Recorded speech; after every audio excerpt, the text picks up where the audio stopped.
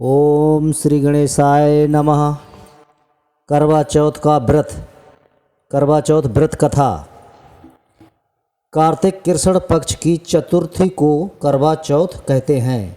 इसमें गणेश जी का पूजन करके उन्हें पूजन दान से प्रसन्न किया जाता है।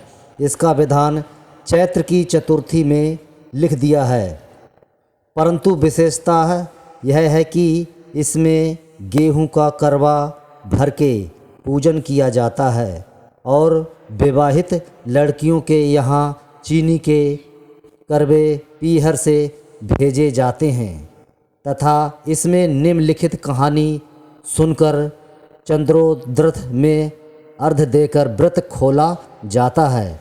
कथा प्रारंभ। एक साहूकार के 7 लड़के और 1 लड़की थी। सेठानी के सहित उसकी बहुओं और बेटी ने करवा चौथ का व्रत रखा था। रात्रि को साहूकार के लड़के भोजन करने लगे तो उन्होंने अपनी बहन से भोजन के लिए कहा। इस पर बहन ने उत्तर दिया, भाई अभी चांद नहीं निकला है, इसके निकलने पर अर्घ देकर भोजन करूंगी। बहन की बात सुनकर भाइयों ने क्या काम किया कि नगर से बाहर जाकर अग्नि जला दी और छलनी ले जाकर उसमें से प्रकाश दिखाते हुए उन्होंने बहन से कहा, बहन चांद निकल आया है, अर्घ देकर भोजन जीम लो। यह सुन उसने अपनी भाभियों से कहा कि जाओ तुम भी चंद्रमा को अर्घ दे लो, परंतु वे इस कांड को जानती थीं। उन्होंने कहा, भाई जी अभी चांद नहीं निकला, तेरे भाई तेरे से धोखा करते हुए अग्नि का प्रकाश छलनी से दिखा रहे हैं। भाभियों की बात सुनकर भी उसने कुछ ध्यान ना दिया।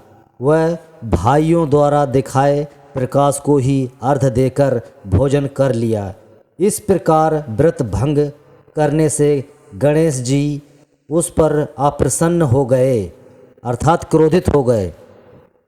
इसके बाद उसका पति सख्त बीमार हो गया और जो कुछ घर में था उसकी बीमारी में लग गया। जब उसे अपने किए हुए दोषों का पता लगा तो उसने पश्चाताप किया। गणेश जी की प्रार्थना करते हुए विधि विधान से पुनः चतुर्थी का व्रत करना आरंभ कर दिया। श्रद्धा के अनुसार सबका आदर करते हुए सबसे आशीर्वाद ग्रहण करने में ही मन को लगा दिया। इस प्रकार उसके श्रद्धा भक्ति सहित कर्म को देखकर भगवान श्री गणेश उस पर प्रसन्न हो गए और उसके पति को जीवन दान देकर उसे आरोग्य करने के पश्चात धन संपत्ति से युक्त कर दिया।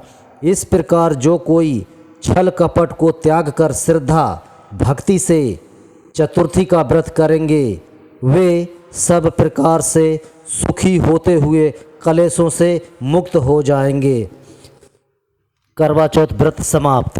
बोल श्री गणेश भगवान की।